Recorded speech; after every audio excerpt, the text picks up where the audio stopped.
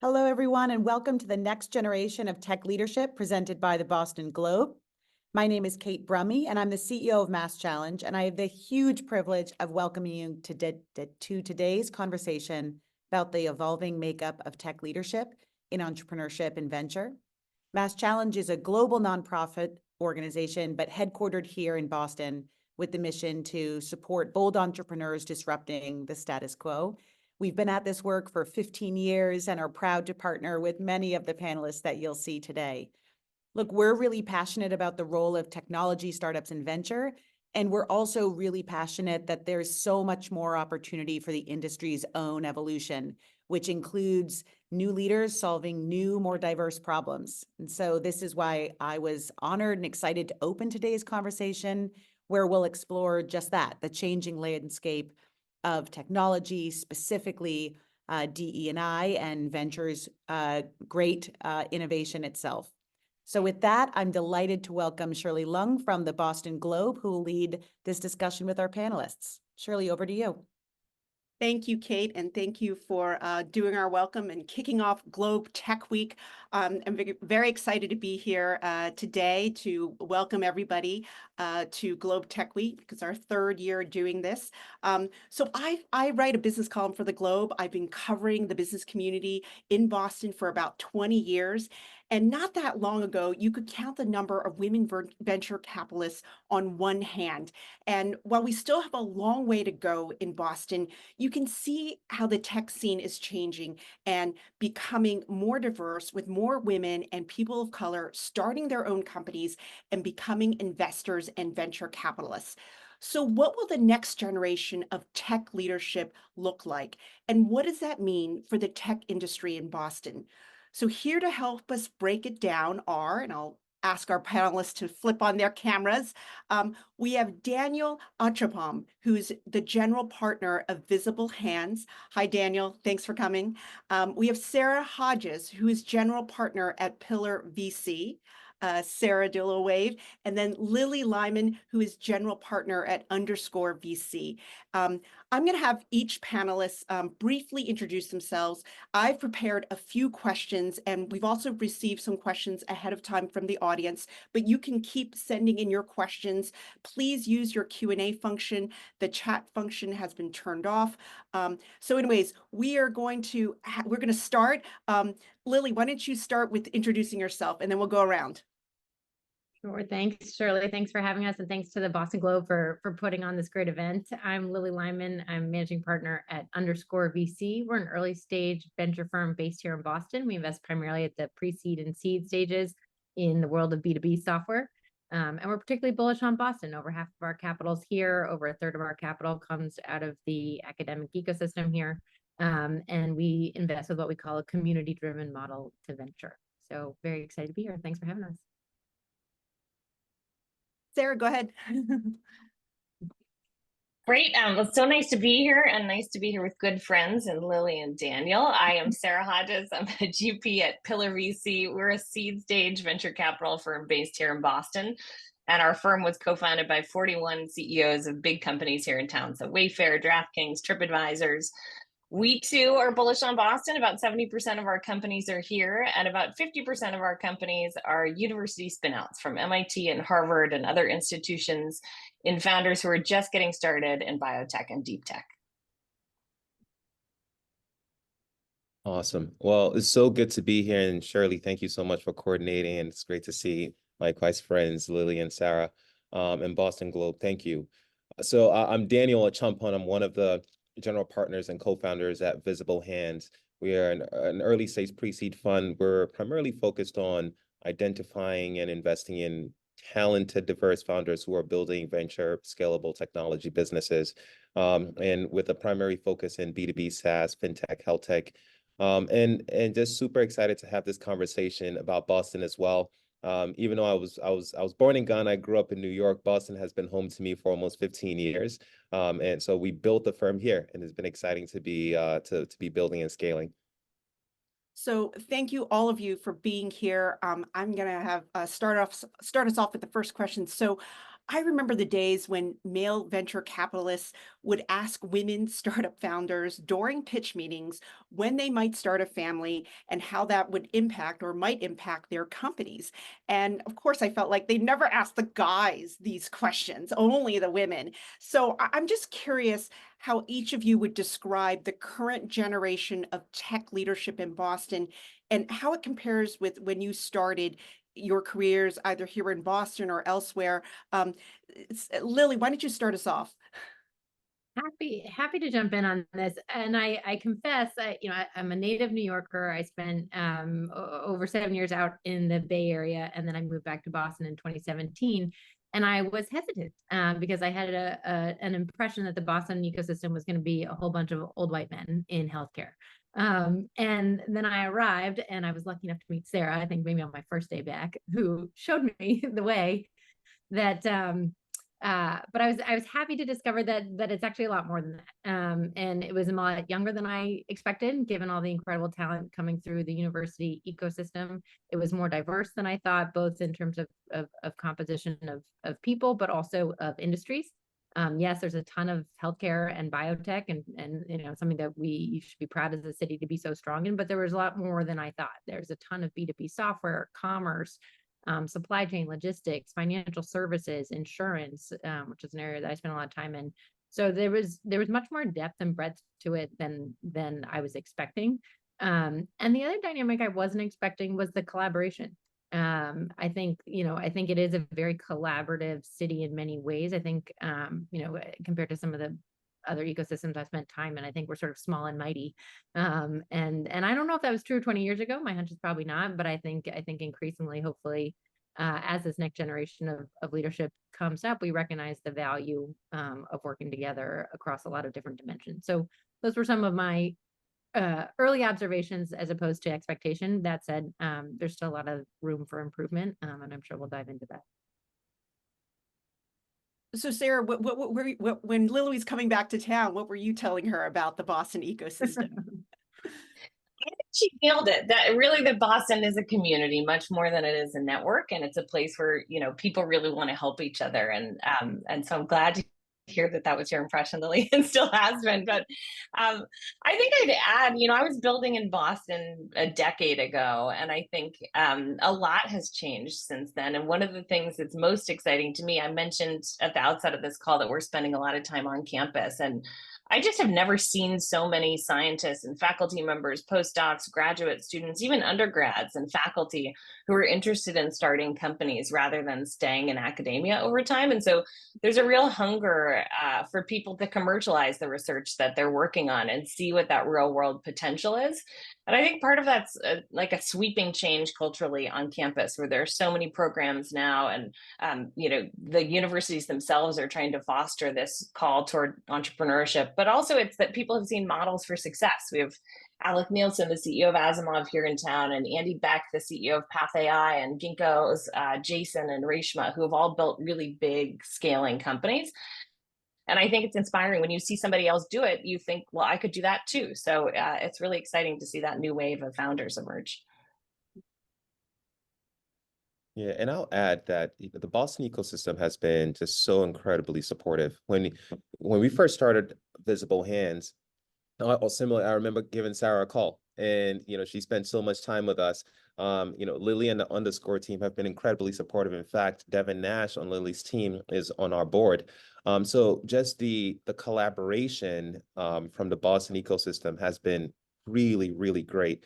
And I'll also add the mentorship, in having folks like Jeff Busgang or Eric Paley who, wrap their arms around us to help us figure out some of these, some of the ecosystems, and the development has been so helpful. So that's something that I love about Boston, that it is not just a place of network, but it's a true community, and people want to help, want to support. And that's been really special. And then on the other side too, is that ensuring that as new generation of entrepreneurs or investors are coming into the fold, that we also are sharing what we're learning, right? Kind of passing it forward. And I'm still young in my career, but I get really excited to meet younger entrepreneurs as well who are just so excited. And, part of what I take very seriously about my job is that I want to bring them into the fold and be super supportive to them as well. Well, I was hoping all of you would talk about this topic of Boston as an ecosystem. And I've always heard that, I don't know, if friendlier is the right word, but it's a friendlier, more collaborative, better than Silicon Valley, which can be a little more cutthroat, maybe to some extent New York too. So why is Boston more collaborative? What is it? I mean, I've heard this for years that it is a great place to start a business here, or to start your tech company here.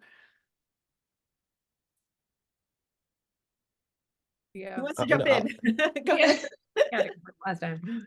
Go Okay. ahead, Danielle. You want to go? I think part of it is that there's an incredible sense of talent in Boston, right? And talent, you don't hide talent, is something that you want to share, you want to expose, and sure that people, when they are talented, you're giving them the resources and opportunity to develop that further. So Boston does a great job of that. As we mentioned earlier about the schools, and the research work. The other thing for me in my work that me and my partners are focused on is the inclusivity here, is that ensuring that there's awareness of diversity and supporting people from different places, because I fundamentally believe that the more diverse it is, the more inclusive it is, it actually allows room for phenomenal innovation. So I think Boston, really plays an important role in developing that further and pushing that forward. So I think that's something that Boston has continued to do well. Yeah, I'll jump in and add. I think we're a very humble community, sometimes to a fault, but it's a low ego ecosystem, and I think it is a place where even among competitive fields, people just are rooting for each other and they want to see each other succeed. You heard, right at the beginning of this call, the three of us, Lily and Daniel and I, are all investing in seed stage companies. We could be competing with each other, but instead we're helping each other and we're collaborative and we're learning from each other, and that's so indicative of the way that people tend to be wired in our ecosystem. So I think that's really special. It's a place where an executive at a public company is often happy to grab coffee with you and just share what they've learned. And I think people make themselves really accessible to one another here. And you don't find that in New York. You don't find that in San Francisco. That is truly a uniquely Boston quality. I think these guys nailed it. I think I think there's not a lot of puffery, and there's also sort of I think sometimes we almost feel like an underdog, and I'm not sure why, but I think we're sort of underestimated sometimes. And perhaps it's because we don't have as much puffery. But I think those of us who are in it sort of see the strength of it and sort of want that strength to come alive and be celebrated, and so therefore champion and help each other and be cheerleaders for each other. I think to Sarah's point, you see a lot of great, like a Klaviyo is a great example of a company that was built sort of not with a lot of puffery and not a lot of flashy things along the way, but built an incredible company. And we see, dozens of those in Boston, and then those are starting to spin out other people. We're seeing a ton of talent coming out of places like Toast and HubSpot and Klaviyo and Wayfair and Flywire and others.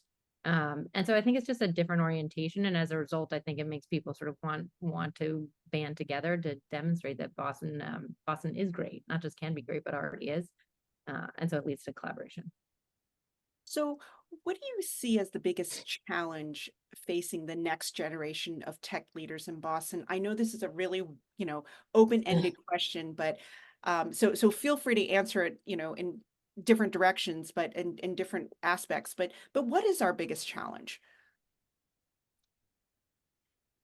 I'll answer an open-ended question with a very broad answer, which is I think the need to be agile. I was just I'm here in San Francisco today, and I was talking to a friend from Airbnb yesterday, and we were both reflecting on what a wild 4 years it's been since the pandemic. It's sort of hard to grasp the just monumental change that people had to navigate over the last 4 years, where the economy shut down and then opened up and went wild, and the funding environment was bananas, and then investors pulled back. And so I think for any founder, a hallmark of the founder journey is that you're constantly going to be faced with challenges and obstacles, and you just have to be wildly resilient and agile. And I don't think that that will change over time. I just think, we're seeing a lot of velocity in the environment around us. And so I think you just have to be prepared for change at all times and be resilient and surround yourself with people who you can turn to when you need advice, when you're navigating a new obstacle or a new challenge. It's well said. And I think, an example of that, sort of a sub example of that, is just, I do think that I'm hesitant to bring in AI, and bring it in from an investing perspective, but I think in terms of how we work. We get asked sort of what should university students be thinking about, and what should universities be thinking about to prepare talent for this next generation of workforce? And I think, to Sarah's point, I do think sort of resilience and agility, and ability to foster relationships and community are critical, and the ability to sort of navigate the quickly changing landscape of how AI is changing the way we work and changing our needs and talent. And there is sort of a data literacy that is probably relevant. So I do think that there's an element of not just sort of how can it change our industries and what's exciting to invest in, but how should it change how we think about building teams and building companies, and fostering talent and supporting talent. I do think that we're in the middle of a shift that we're going to see a lot more dynamics play out in the next decade. Yeah, a challenge that I also see here, and I think this has been something that Boston have been trying, navigating, is just how do you keep people in Boston, right? Especially young talent. Just that tends to be, they come to these great universities and then they leave to other cities. So really continuing to navigate that. And to Lily's point here, the future that we are in, I can't even say we're entering, the future that we are in with AI is going to dramatically change how we learn, how we work, how we live, and really thinking about how do we ensure that we prepare students in the right way to do that and stay in Boston. The other thing that I also want to add here is, the funding environment, to Sarah's point, was really, really difficult the past few years. Last year was wild. It was down about, for VC, it was down about 30%. But when you break down those numbers a little bit, especially for diverse founders, was down 70%, right? And in Boston was about the same amount. So, already going from something around 1% to 1.5% of funding that goes to Black founders. I think that's something is hard to, come to grips with, but it's important to call those things out and saying, if we really want the future to be really, really innovative and more open-minded, and make sure that we're fostering innovation that's going to expand our thinking and really the way that we live and work and all these other things, we need to ensure that we're not leaving folks out. Especially for when I was just looking at the population numbers, that for Boston is 20% Black and brown, or about 25%. So if less than 0.5% is going to folks that are building within a space, then we're actually missing out an important economic opportunity. So those are some of the things that I think are important challenges that we got to do something about. So Lily brought up AI and the role that it will play in shaping the workforce, and how we train the next generation of workers. But what about the rise of remote work and hybrid workplaces? What kind of impact will that have on innovation? Because in tech, tech leaders famously talk about the need for collaboration, to be in person as often as possible. That's where the magic happens. And you hear that in life sciences as well. So where do you see, what's going to happen to remote work and hybrid workplace? Do you think that's going to stay, or do you think that tech leaders are trying to bring more people back in person as much as possible? I think the cat is out of the bag. It's like the egg is already cracked. It's hard to uncrack it. So it's just being creative. I think for a lot of, there are companies that I understand the need to have everybody together on a consistent basis.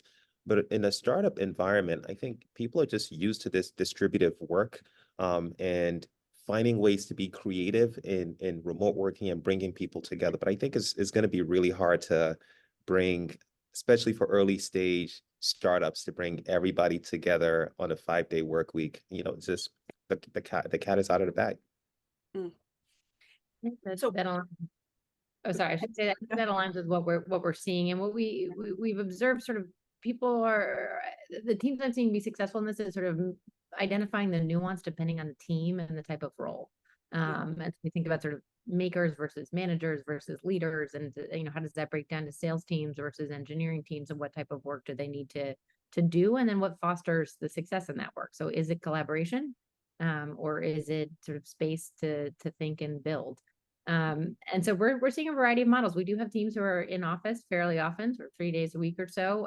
We have teams that are building sort of hub models in different cities, so they can capture the benefit of different types of talent at different cost structures, but still create a sense of community. And then we have some who are completely remote first, and they're spending more time or spending more of their resources doing more often offsites or more frequent offsites. So I do think there is an element of relationship and in person that people do value, and I think the increasing studies are showing that it can make an impact. But I think there's different ways to achieve that collaborative relationship building dynamic. I mean, are you, even though the cat's out, the egg is cracked, as Daniel said, I mean, are you concerned that innovation might be hampered, or is the hope that you'll find new ways to continue to foster innovation, but it won't be 5 days a week? I think, exceptional founders are going to find their way to creating exceptional outcomes. And I totally agree with both Daniel and Lily. I do think the cat's out of the bag. I think flexibility is a core tenet that's never going to go away at this point. I'm actually a hardcore introvert, and so I fought the return to work harder than anyone. I was really enjoying being in my house behind my Zoom screen for a while, for a year there. But I actually do think that in-person collaboration is it's irreplaceable. To be able to grab somebody in the hall and sit down and have a quick brainstorm, you just can't replace that energy. But what I find is that on the flip side, my husband is running a company actually called Flipside, saves Dave Balter, and they're entirely remote. And what I find is that, as Lily said, they're getting together in person once a quarter, the entire team. They're getting together frequently as a management team in person. And so they're finding the way to balance remote work and a remote work style with the in-person collaboration time they need. So I think if you find that remote work is hindering your ability to create progress, if you're an exceptional leader, you're going to power through that, and you're going to find a way to make it work, so that you can continue to build and scale. So Spot on. it's good. No, I said spot on. That's great. So as tech leadership becomes more diverse, what kind of changes do you think you will see in the tech workplace, or in the kinds of companies that get funded? Daniel, why don't you start? Yeah, I think so. There's the workplace and the type of companies. In the workplace, I believe that we do need to have more decision makers who are coming from different places, who are diverse, and I think that makes decision making more collaborative, more interesting, and you're really pulling from the different expertise and experiences from these unique backgrounds. And then on the type of companies that are being invested, historically, one of the questions I remember in starting Visible Hands, we kept on getting the question of, is there even a pipeline? Right. So for me, in getting that question was that, oh, well, it means you actually haven't been paying attention, or you haven't been looking. Our first 2 years, we saw over 10,000 companies, right, who are diverse backgrounds. And it was just so cool to see that. So I think there's a huge opportunity to be investing in companies who are with founders who are diverse, and we have to be very intentional. Otherwise, again, it's just a missed opportunity economically. The return potential is really, really attractive. And also just on the innovation side, there are some great ideas that I believe is going to change the future. And we want to make sure that we're bringing those to light. Daniel, stay on this topic. So were there ideas? So you invest in women and people of businesses by companies from started by people of color, and of the 10,000 applications, right? You know, folks who wanted to get into your cohort and seeking money. You know, what were the innovations that you saw that wouldn't otherwise, you know, come to light if not for, you know, a woman founder or a person of color founder? I mean, what was something Yeah. that really stood out that would never, that you're like, the world needs to see more of this?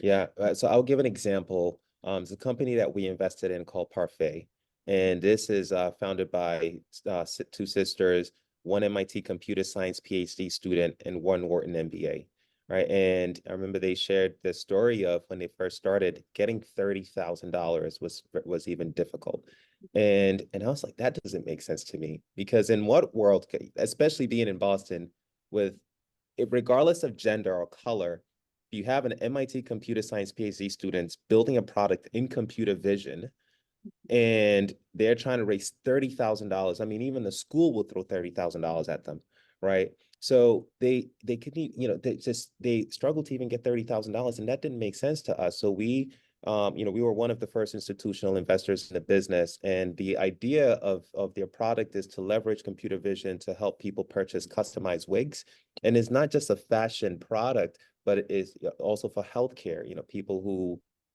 have alopecia or different, you know, different treatments. So we invested in this Oh, $3 million the first year that we invested in them, and now they've gone on to do really well, strong revenue, and just I'm super excited about the business. wow, that's great. That's great. Yeah, Lily and Sarah, what are you guys seeing in terms of what kind of changes do you anticipate seeing when as tech leadership becomes more diverse and more inclusive? I mean, I'm a believer that you gotta see it to believe it. And that also makes me personally internalize, you know, be the change you want to see. And so I think, you know, as there's more folks who are in check writing positions and leadership positions across ecosystem, whether it's, you know, folks like Yamini at HubSpot, like I think you need to have more folks in those positions in order to continue to have that catapult effect downstream. I also think part of that, particularly in venture sometimes is a pattern recognition game in terms of identifying the attributes of what makes exceptional founders. And I think something that's super important, and the more examples we have of different styles of exuding those attributes, it can be the same attributes, but just exuded in a very different way. We need to identify that and celebrate that. And so those are some of the things that I know in our own work in terms of, you know, proactively seeking a more diverse pipeline. And then as we're, you know, evaluating opportunities, making sure that we're not getting stuck in pattern recognition of the past generation of venture-backed startups. And I think, you know, I still think we have a long way to go. I mean, I think organizations like Visible Hands and Hack Diversity and All Raise are doing work to try to move some of these numbers. But you know, on the check writing side, in the last 7 years, it's gone from about 8% to about 16% of women in check writing positions. But the amount of funding for female founders is still hovering about 1.3%. So we have a long way to go. But my hope is that, you know, the more folks that get into these positions and making decisions, it'll have those downstream effects. Mhm, mhm. Yeah, I totally agree. I think in terms of, you know, getting ingrained in old school perspectives or, you know, anchored in what you believe is pattern matching can be really toxic and problematic. And I look at even on our own team, we have a few new people who've joined over the last couple of years. Thomas DeVlam on our bio team, and we just had a new investor join on our tech team, Alex Reinhart. And one of the things I love the most is when they come to us and say, hey, it feels like you guys have some old baggage here, that you don't want to invest in this category or you don't want to take a look at this company, but maybe times have changed. Maybe there's something different about this person or about this space. And so you got to let go of that old baggage and take a fresh look and really look at this opportunity through new eyes. And I think the more you get people around the table with diverse perspectives who are willing to look at things from a new angle, you unleash really exciting innovation opportunities. And I think, you know, to Lily's point about you got to see it to believe it, sometimes you need a founder who has experienced that problem firsthand to really understand that there's an opportunity in that space. There are two women I love who built a company that was called Top Organic Tampons. I think they've rebranded as Unicorn, but they are absolutely dynamite and pitched a lot of male investors in the space who just couldn't understand the problem they were trying to solve. And so I think sometimes truly, not every company is built by a founder who has experienced that problem themselves, but some of the greatest ones are. And so it's really important that you have a lot of diverse perspectives in the mix if you want to see those opportunities come to rise. So I just want to remind the audience, if you have questions, please send them through. I think we're sending them through the Q&A function. I have a few questions from the audience already, but keep them coming. I have a question about the next generation of tech leaders. And do you feel that they have a certain amount of responsibility in addressing societal issues like climate change, inequality, or even the effects of AI, right, on making sure AI is developed responsibly? I mean, do you feel like there's, I don't know if this current generation and the next generation will feel more, I guess, more mindful about the downsides of tech? Every generation does have their issues that they experienced and or became aware of sort of as they came into their careers. And I think what I'm hearing and seeing and feeling anecdotally is that is very much true with this this next generation of tech leadership. We see a lot of really smart people dedicating time to climate and to healthcare in particular. It's fun. I mean, I think Sarah's super involved at Harvard and MIT too, but you can sort of see patterns over the years of like what are more students gravitating towards, and I see it as sort of a soft signal of like what do people care about. And particularly in the last couple of years, we've seen so much more around climate, around agriculture, around health, and then particularly in the last 2 years, I think seeing more around responsible AI or protecting diversity within AI and things like that. So I anecdotally do think that this next generation does care about this and wants to put their time and attention to it. And I hope they do. We need smart people working on these problems. So now's the time. Yeah, and I think in addition, go ahead, Sarah. No, please, Sarah, go ahead. Just in addition to students, I think the other people we see flocking to this space are people who have built companies successfully and now have this sort of complete mental freedom to think about what they want to do next. And they're drawn to climate, and they have this sort of call to action to really solve for this space. And I mentioned, I was on the operating side before, and I worked for Jason Jacobs, who was the CEO of Runkeeper, a great Boston company that sold to ASICS. And Jason, what did he do after he sold that company? He turned to climate. He built an unbelievable community in climate tech that has attracted operators from across the country and really across the globe who now want to focus on solving these challenges. And he now has a venture fund, MCJ, in this space. And so I think it's people who are early career, it's people who are late career. It's just people who are seeing that we've got to reverse some of the problems that we're experiencing right now, and it's up to us to do it. Yeah, absolutely. And I think it's up to us all holding each other accountable, ensuring that we are building a pretty responsible future and a safe future. So I totally agree with what both Lily and Sarah are saying, and also keeping all of us accountable to that. So I'm going to switch gears to questions from the audience. And so one of the questions we got early on was about about the high cost of housing in Massachusetts, and wondering if high tech salaries have contributed to the housing crisis, and if so, is there a role for the tech industry to develop solutions? What do you think, Daniel? I know that you've been thinking about, you knew this question was coming. So what do you think? The cost of living in Boston is high, and that's true. Boston, New York, San Francisco consistently tend to like rotate between who's number 1, 2, or 3. So I think that is something important, and that making sure that we can develop more houses that's affordable for people to be able to live. To the question, I wouldn't necessarily say the tech salaries is the primary cause, like causation or correlation. But it is real that the cost of living in Boston is high. And I think this is something that, I know the governor and the mayor have been really, really focused on. with some initiatives that they've been thinking about. But I mean, I'm not an expert in policy, government policy, but I think it is really important, though, that to the earlier point is how we started this conversation is how do we keep people in Boston? How do we keep young people in Boston? This has to be a fundamental thing that we spend time on. Otherwise, we will lose great talent to other cities. Mhm, mhm.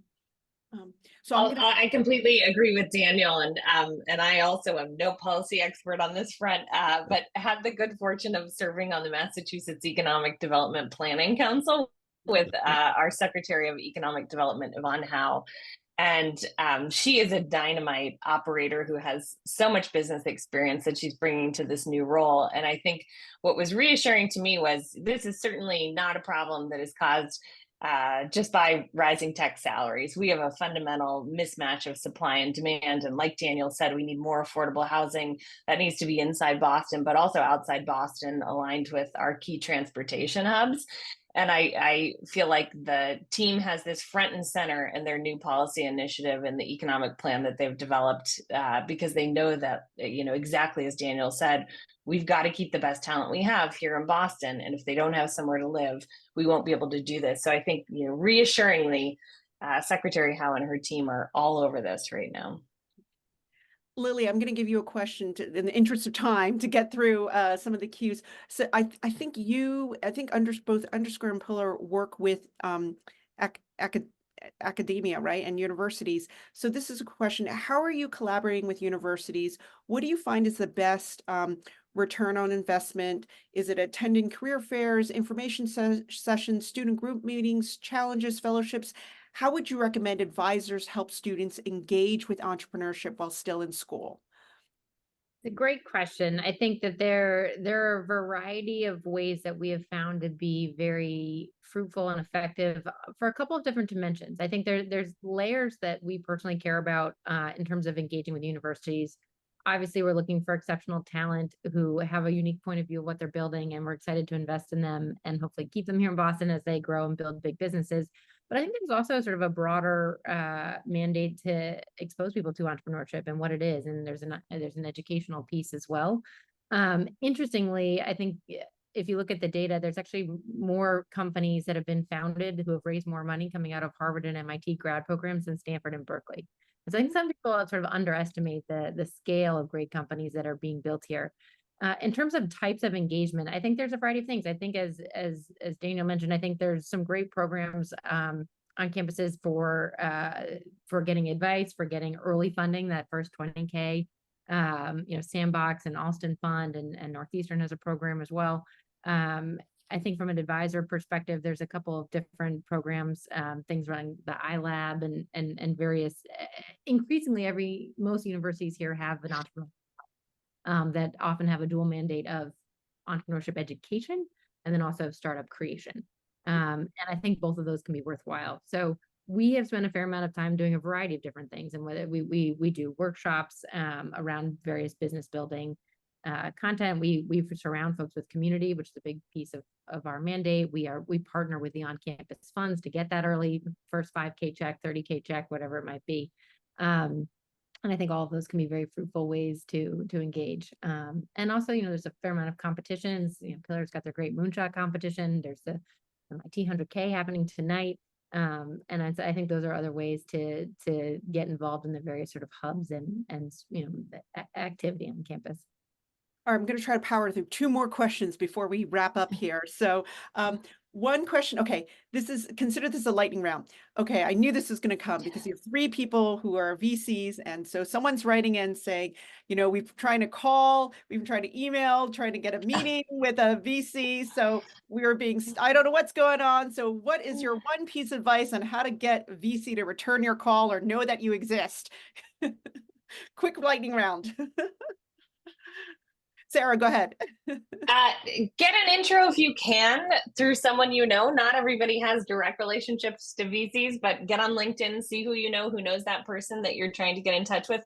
We just get, thousands of opportunities that we're looking at every year. And so it can be quite noisy sometimes. So having a way to cut through the noise can be helpful. And if you don't have a direct relationship with that investor or someone who can introduce you, write them an email flattering them, because who doesn't love flattery? Write about a blog post they wrote or something they said that really resonated for you. Oh, that is so honest. All That's right. That's good. Go ahead, Daniel. What's your yeah. best bet? Yeah. What's your best advice?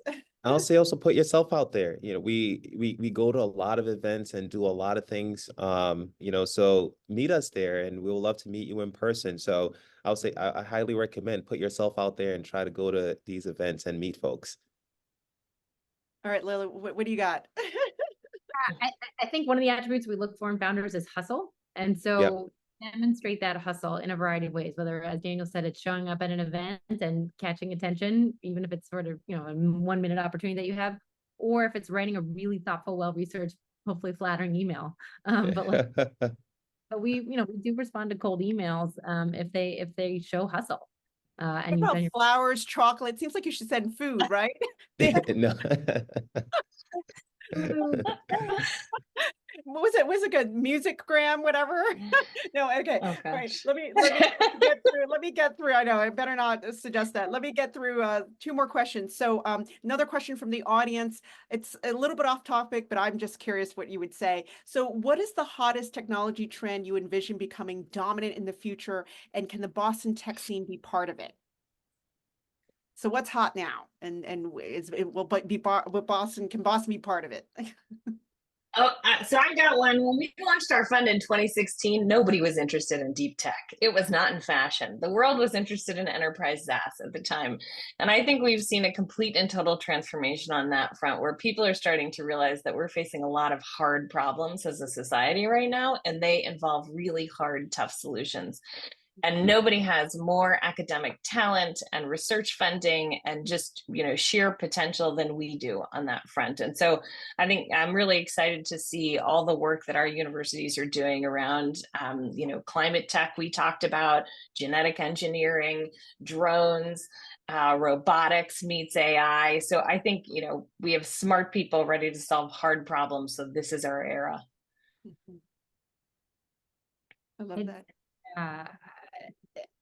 Parallel, I think, I do think Boston has an opportunity to be a place that's extremely strong in applied AI and two specific verticals. And Sarah touched on some of them, but I think things like supply chain and logistics and robotics, I think things like financial services, I think things like commerce.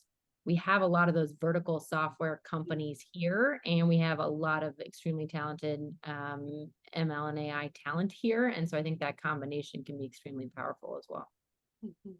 Yeah, I mean, I think probably central to all of this is the underpinning of AI, and that's going to be key. And how we're thinking about it is that how do we focus on the empowered economy? And for us, there are several verticals that we're spending time in, which is financial wellness, health, and also safety. So as we talked about climate, so I think those are gonna be really, really important for new trends, but just the future. Great. So that was my last question. But I guess it's great. It's from the audience. But it's great to end on looking ahead. And I'm going to invite Kate back to say goodbye. But thank you to our panelists, Daniel, Sarah, and Lily. Thanks for talking about kicking off Globe Tech Week and helping us talk about the next generation of tech leaders. Thanks to you, Thanks, Shirley. everyone. Thank you. Thank you all. That was fantastic. To our panelists for a really nuanced and thought-provoking conversation on the future of tech and leadership here in our great city of Boston and across Massachusetts. If you enjoyed this conversation, come join us for a follow-on Thursday, live and virtual, on Do We Need Another Startup Playbook? You can get details at globe.com/techweek. So thank you again to Shirley, Lily, Sarah, and Daniel for an awesome conversation, and to all our attendees for joining us. Have a great day.